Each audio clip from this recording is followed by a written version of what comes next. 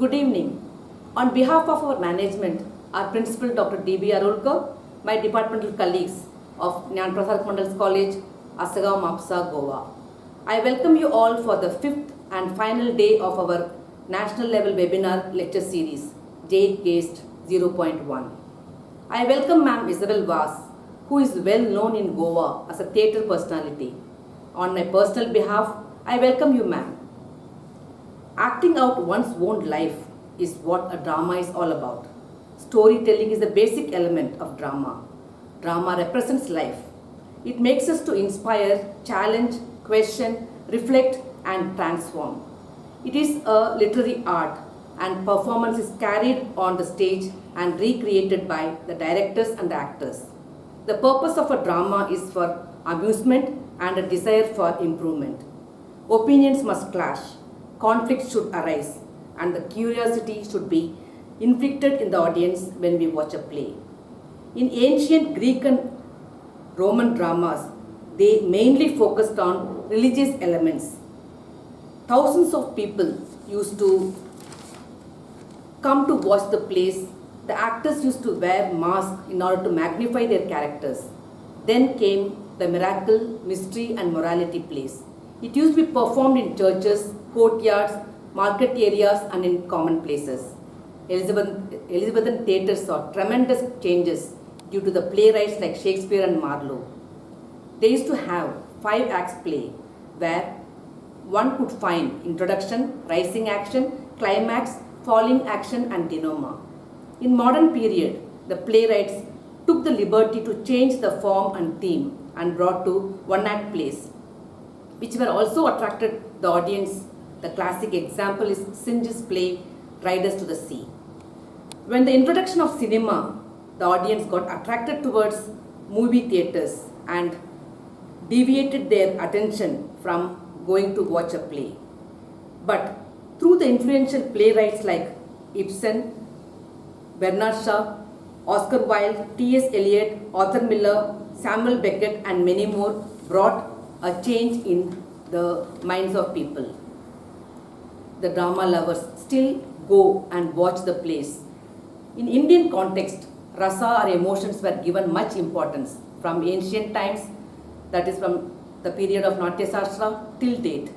Prithviraj Kapoor, Biju Bhattacharya, Utpal Dutt, Shankar Mitra, Vijay Tendulkar, Girish Karnad, Mahesh Dattani and others, they have made tremendous changes in Indian drama.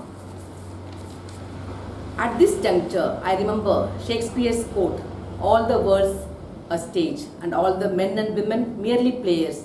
They have their exits and their entrances and one man in his time plays many parts." Yes, as teachers, we are all like performers in our classrooms. Enacting in the classroom is alright with all of us, but performing in front of the camera is a different task. For example, I cannot sit like this and teach. I always prefer to stand and move around in the classroom while teaching. I have become stiff and keeping the script in hand and reading out, which is not my nature. Most of you would agree with me with the question, are we going to be normal in front of the camera during online lectures? Maybe through practice one can overcome these obstacles. I really wonder how the cine actors and actresses perform in front of the camera. Hats off to them.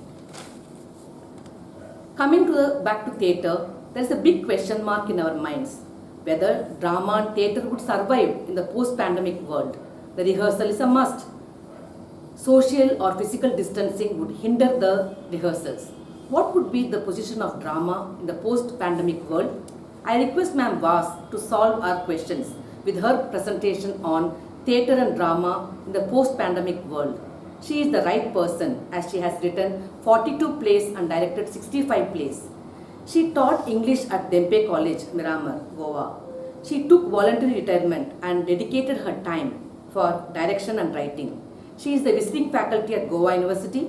She is the director of the Mustard Seed Art Company, an amateur theatre group in Goa, founded by her in 1987.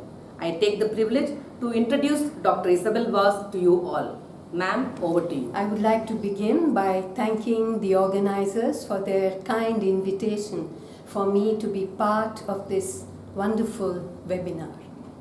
My topic is theatre and drama in the post-pandemic world. Unexpectedly, the world stopped. Midway through a gasp, the roads were emptied, parks were closed, cinema halls shut down, theatre shows cancelled, actors lost their jobs, audiences were robbed of the plays they had excitedly planned to attend. Unexpected, unbelievable, unprecedented. Will theatre and drama survive the coronavirus pandemic?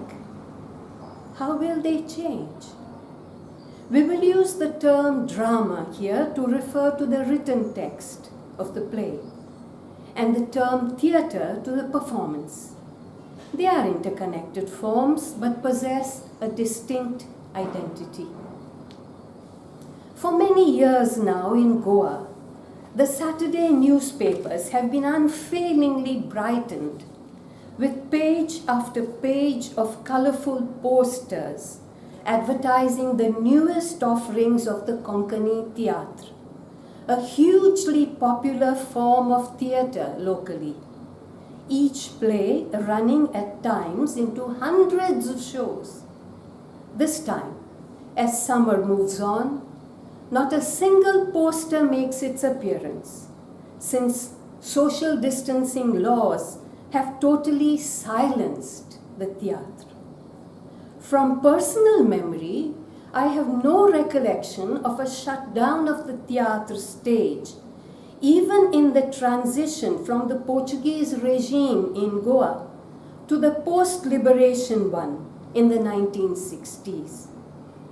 Today, across all languages and theatre traditions in our country, theatre is wearing a very tight face mask. However dramatic the present-day events around the globe, drama and theatre as art forms appear to be doomed. Is theatre dead? Another language of the yesteryears that will only be intelligible to researchers? Maybe a historical perspective can help us. Is this an unprecedented situation? In extent, yes.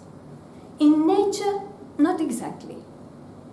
Towns and villages have been haunted by disasters at other times too in recorded history.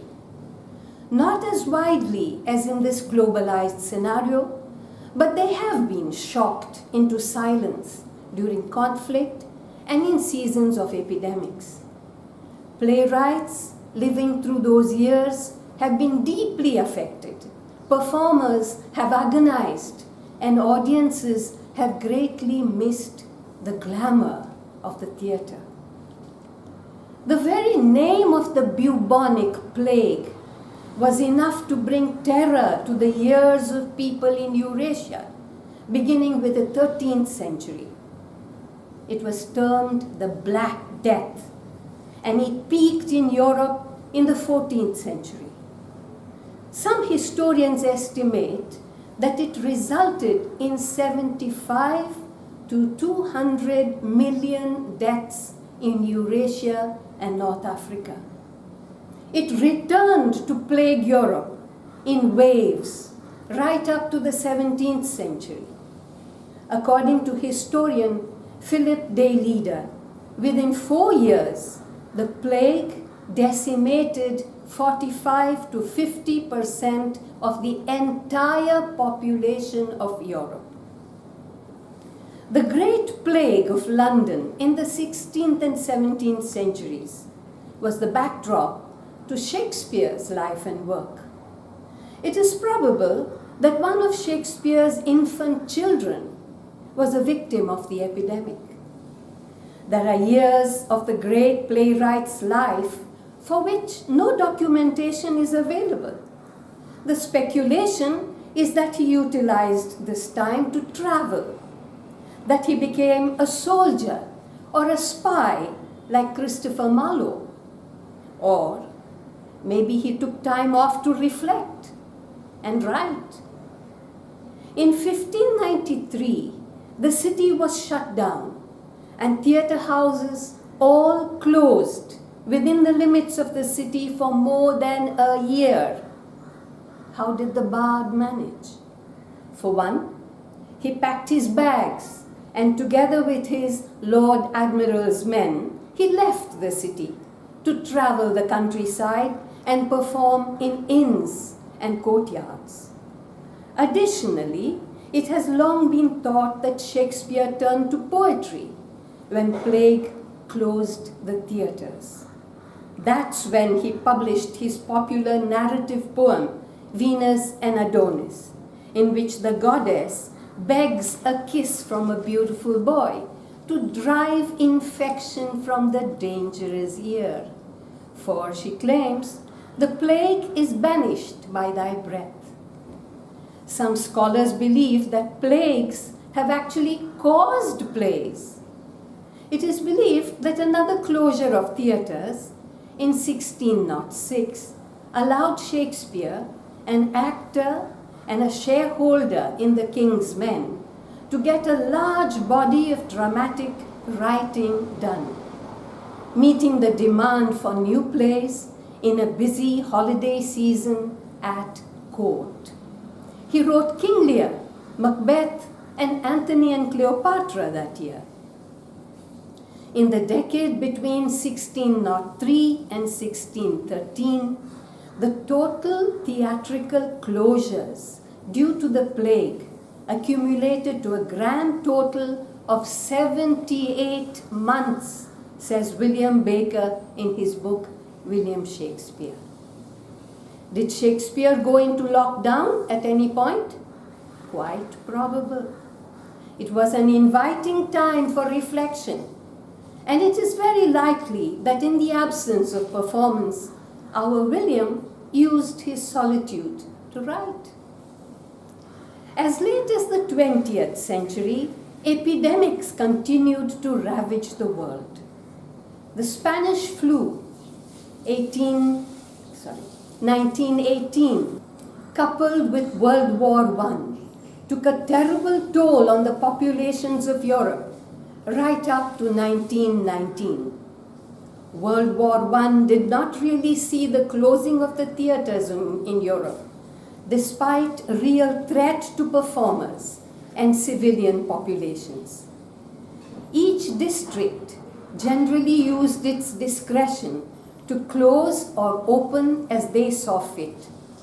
At times, wars and conflict have shut down theatre houses, since large numbers of young people were conscripted into the army.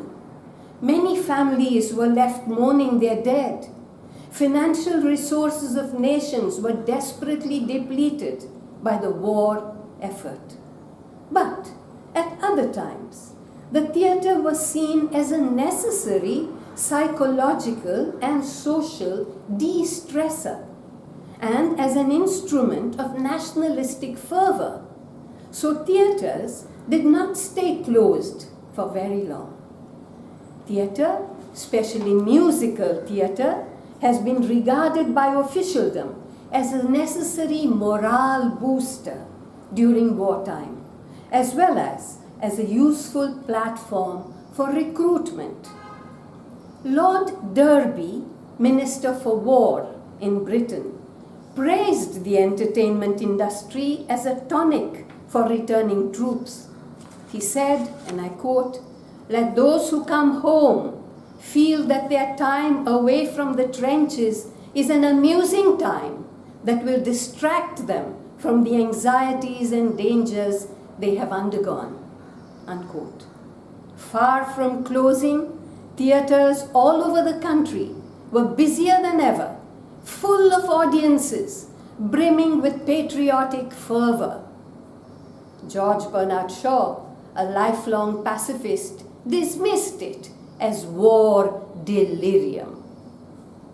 In India, during the years of the independence movement, and the horrors of partition, theatre seems to have gained energy and experimented with new dramatic forms, especially political theatre.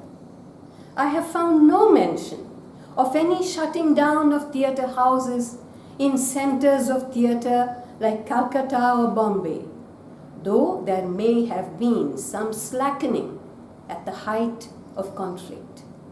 In China, during the Cultural Revolution years, even in times of famine, theatre was used as a powerful means of propaganda.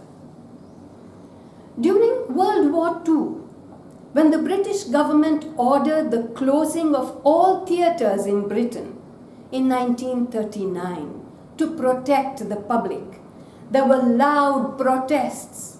For one, George Bernard Shaw, the rebel, reacted impatiently when the shutting down of theatres was announced, calling it a master stroke of the most unimaginative stupidity.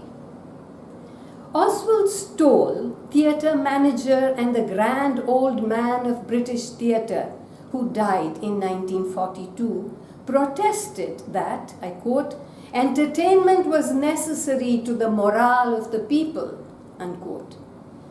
In an editorial at the time, the British weekly newspaper, The Stage, expressed its concern in 1941 for the terrible plight into which actors and actresses, variety artists, concert party artists, musicians, and the thousands of other workers in the cause of public amusement are thrown. By a stroke of the pen, they are utterly bereft of their means of livelihood. The pressure from various quarters had an impact. The closure order was temporarily reversed. In London, the Blitz of 1940 caused a second wave of closures, this time at the request of the theatre managers themselves. Reopening was hazardous, as the business of performing shows was extremely difficult in terms of travel, finance, and the willingness of the public to attend.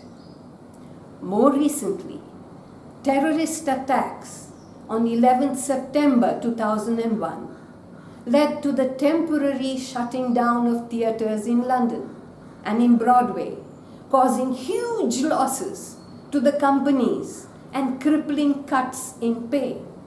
But soon the theatres bounced back on the demand of artists and audience. Major disasters usually do bring down the curtains in theatre houses, but not for long. Eventually, the theatre community finds its way back. Theatre has always bounced back.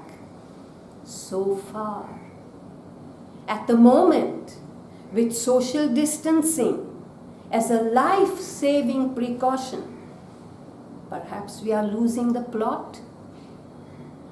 The coronavirus pandemic may perhaps be a different story from earlier historical disasters. Broadway has firmly shut down. Unlike Shakespeare, who fled the city into the countryside, in today's globalized world, there is nowhere to run. There is really no place of refuge on the map. The coronavirus has stringently shut down national borders, has impeded roads and railway tracks, and airports and seaports. Unlike Shakespeare, playwrights today cannot travel for enlightenment or education. In the last few months, the world was almost entirely sealed within private homes. The more unfortunate have been shuttered within isolation wards in hospitals. The unemployed are queuing up for food and social benefits. The poor and the migrants, by contrast, are kicked out into the streets with miles to trudge and home just a mirage in a desert of despair. Those who travel can silently carry the virus with them and transmit it.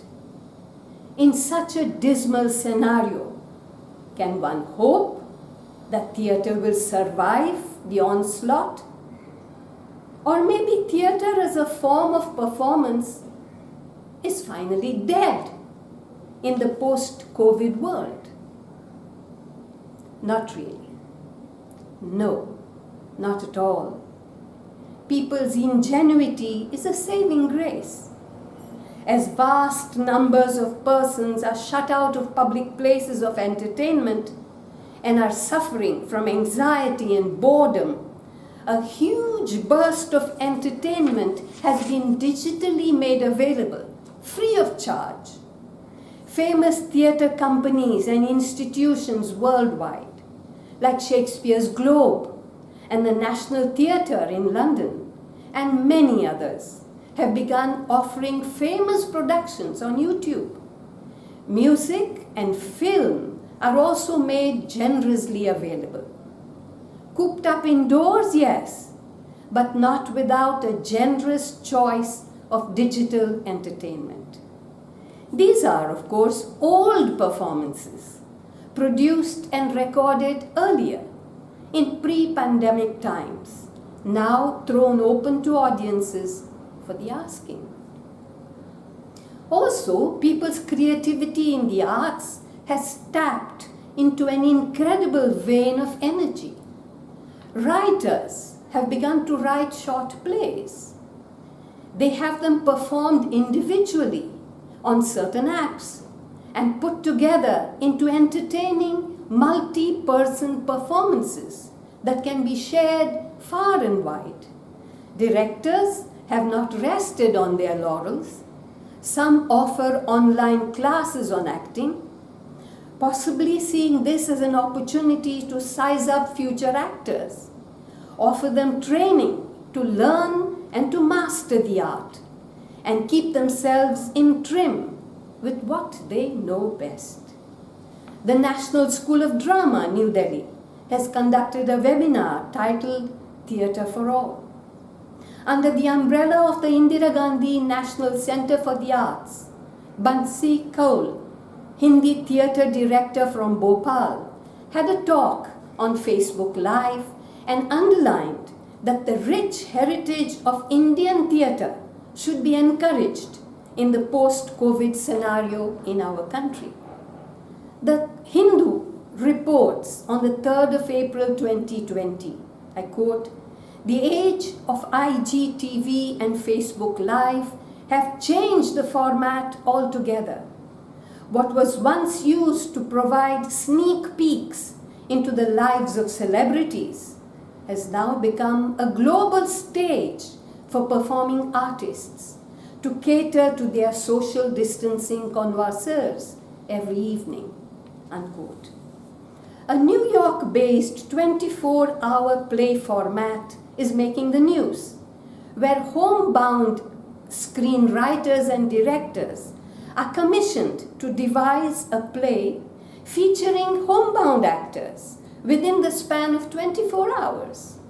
This version of the event was called the Viral Monologues, a series of new monologues that premiered every 15 minutes for the full 24-hour period. These performances are reaching many more people and much more quickly than they would in a traditional theatre house. Here and there, theatre enthusiasts are seeing this as an opportunity to break new ground. The artistic merit of these varied efforts is, of course, uneven. The internet in particular and technology in general have played a crucial and decisive role in these times of the pandemic, not only in circulating essential information and keeping the connections between people alive, but in offering enticing new horizons for the arts, including the theatre. This colossal facilitation of communication by online technology is, of course, a first in human history. Artists today are acquiring new skills and competencies at a quick pace. Theatre will have gained new dimensions in the post-pandemic scenario. As the lockdowns are gradually lifted and people are today hungering for entertainment, old movies are being screened in drive-in parks. Can we hope to see old theatre productions as drive-in performances in public parks where physical distancing is not compromised?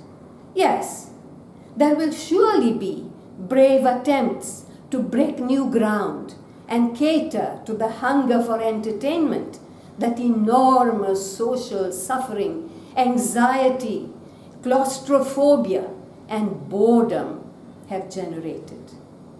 But these, I believe, are stopgap theatre.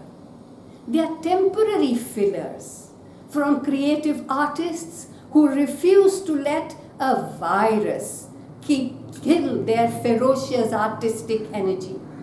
They are brave initiatives from producers trying to make ends meet and milk the pandemic for its economic crumbs.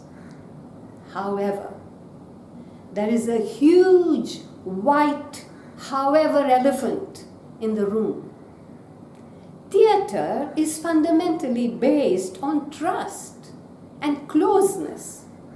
Physical and social distancing go essentially counter to the nature of theatre. Theatre is a live art form which thrives on the power of a shared consciousness and a shared response. Laughter, tears, whispered comments, hoots, boos, and bravos. But hey, all these contribute to the closing of theatres. Consider the old normal. Theatre actors exude energy to the audience. They feed with their mind, heart, and the pores on their skin on the response they receive in the here and now. No two performances are exactly the same.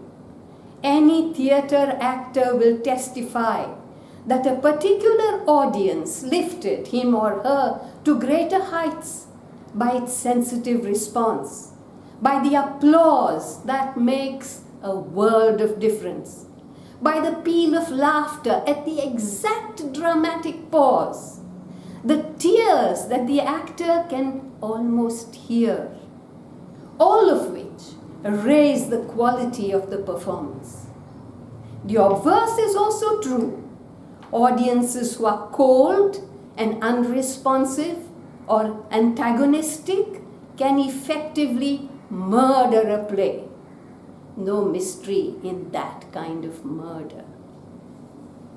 For theatre artists as well as audiences, theatre can be addictive because it does possess a special uniqueness.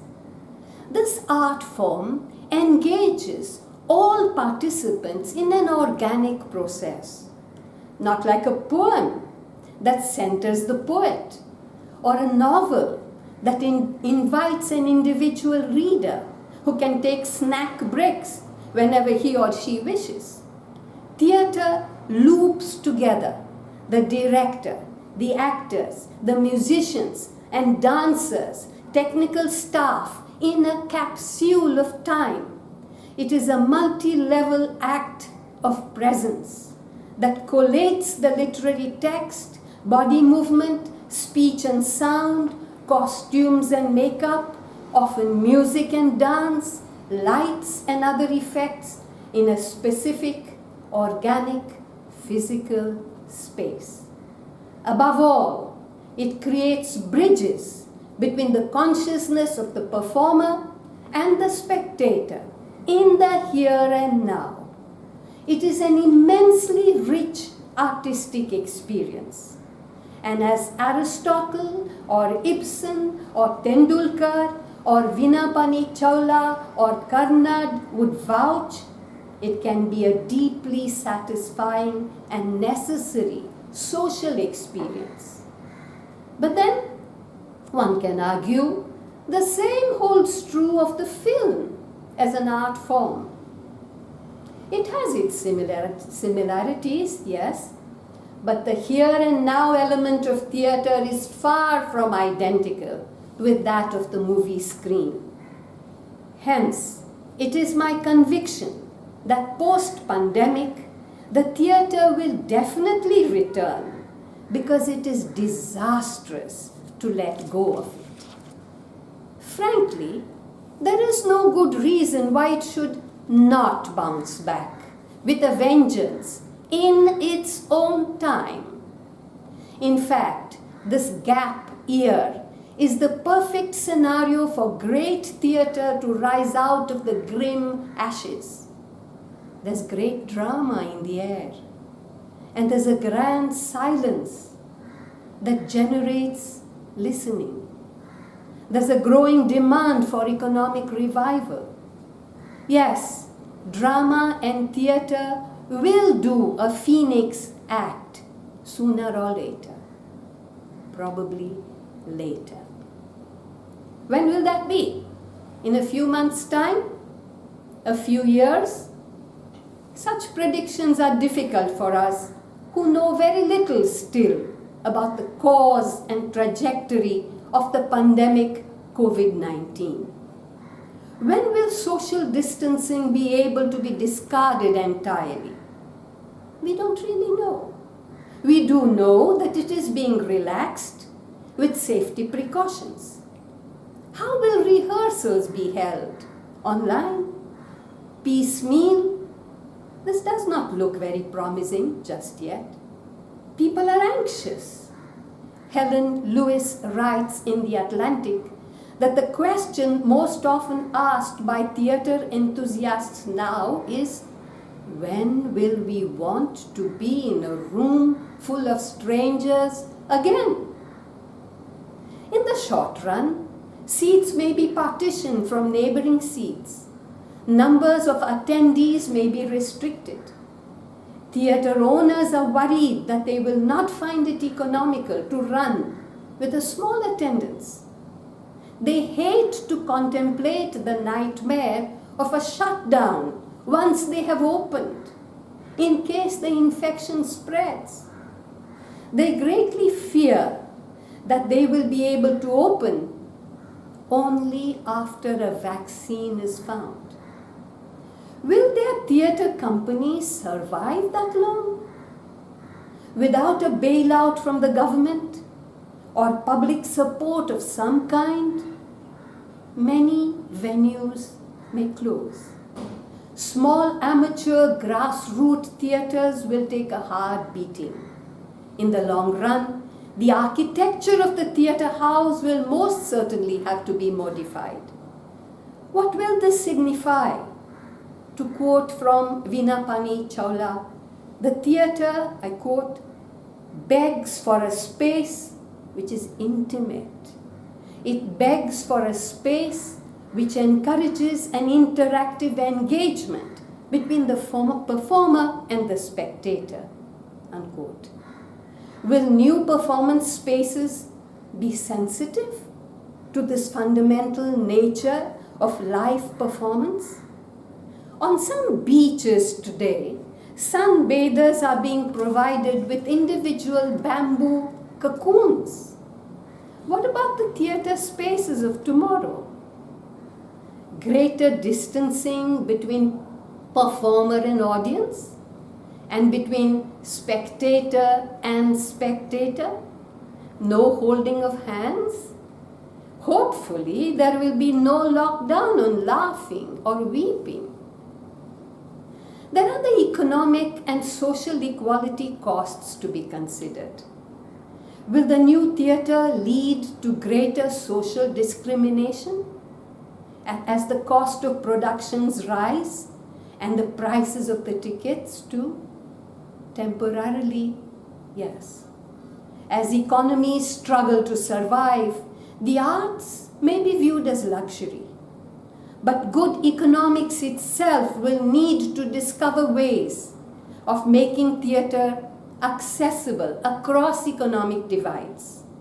Long-distance travel being increasingly difficult, local audiences will be wooed by producers. The poor and marginalized will incorporate their experiences in their own cultural lore. Yes, they will, unless, of course, the angry millions rise together in a pandemic of revolt, a theatricality of bloody violence does not bear contemplating. So what is on the program? If theatre goes backstage now, it makes space for drama to come front stage. The playwright sits staring at the locked front door, or opens the windows to chat with the stars, or rattles away at his laptop. Theatre rises from the well springs of drama. This is the time when the playwright dives into reflection, battles internal and external demons, and asks questions that demand answers. Someday, a play will be born, a flurry of plays. Will there be stories in the air to be enticed into a play? Certainly. An unprecedented time will offer unprecedented stories and forms and opportunities to the playwright, tied up in convoluted knots at this lockdown time. As in the case of the AIDS pandemic, theatre will have something to say.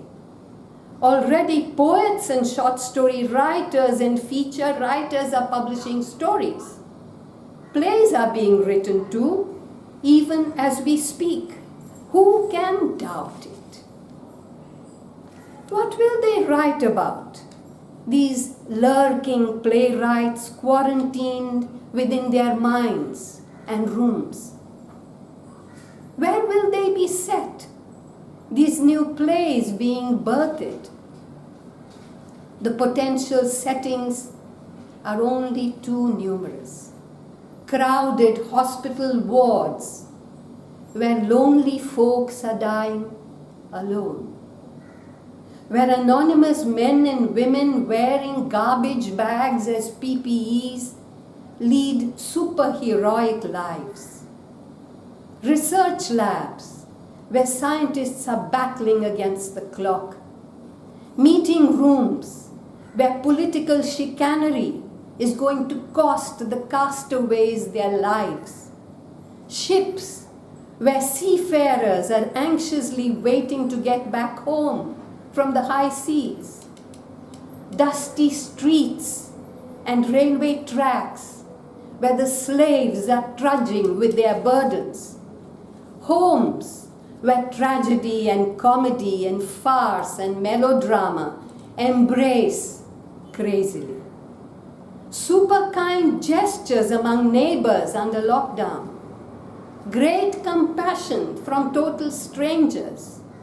Gossip on social media, those new faces of meta theatre. Friends and lovers separated by law-abiding face masks. Derek Thompson wonders, and I quote, if the shutdown continues into next year, their success or failure will determine what kind of industry emerges from the crisis. Yes, someone might be writing the modern equivalent of King Lear in lockdown, but who will commission it? And will they be told, could you manage with just 2 daughters and no storm? Unquote. In this global pause, the human race is asking questions. Surely virology will attempt to decode how the coronavirus went wild. Surely psychology and sociology will ask what social distancing spells for our civilization. Surely philosophy will query if there are connections between global selfishness and global pandemics. Surely economists will compute the costs of the wounds of unemployment and migration and the race for a vaccine. Surely the dictionary will make room for new terms like contact tracing and infodemic that seek to document new shades of our realities. All these reflections will stretch our mental horizons. Surely you and I will crack our knuckles and ask, now why? Now what?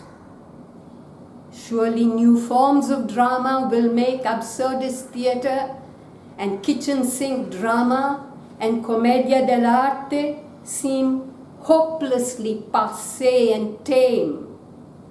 Theatre will look for ways to reinvent itself. Stories are buzzing everywhere around us. When the frenzy to buy dozens of face masks and bottle upon bottle of sanitizer slows down, themes will emerge from this cataclysmic event. Power, terror, homelessness, injustice, estrangement, violence, cruelty, compassion. Critics may fashion new isms to grapple with them. That special unmasking that theatre excels in will make cultural history, I believe. What will audiences want to see? Derek Thompson asks, and I quote, will they hunger for escapism, for farces and comedies and light-hearted romps? Or will they expect playwrights to address the aftermath of the pandemic? Unquote. Comedy is fine, but catharsis is essential, says Michael Grandage, a director who runs a West End production company. I quote, it doesn't matter if we can gather in a room and laugh. To me, it's more important that we can gather in a room and cry. Frankly, you could watch Hamlet right now and find lots of COVID dilemmas. A man feeling lost in the world, unquote. But, Thompson quips, everyone is dreading the inevitable onslaught of work full of overwrought plague metaphors and the possibility of stand-up comedy shows called Now Wash Your Hands. Will anything gag the voice of post-pandemic theatre? Theatre has always faced a threat of theatre censorship. At various points of time in history, powers that be have seen the theatre as a public threat and have subjected it to censorship and bans. Latin America, Poland, China, and many other countries, including our own, have witnessed such disquieting periods. That is not a difficult curb for administrators to impose in critical times, such as a pandemic, when political decisions are bound to come under political and public scrutiny. Theatre and drama are under lockdown, which is another way of saying they are certainly germinating quietly in the margins of the deserted streets. Theatre critic Lind Gardner writes, whatever havoc coronavirus wreaks history tells us that theatre will survive. After all, Shakespeare has said in As You Like It, all the world is a stage, and all the men and women merely players.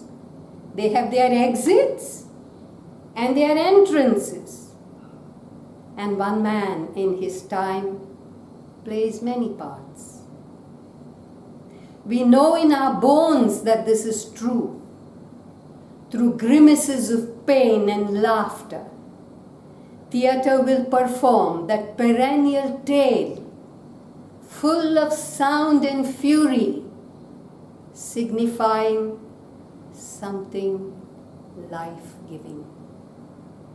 And thereby hangs a tale. Thank you.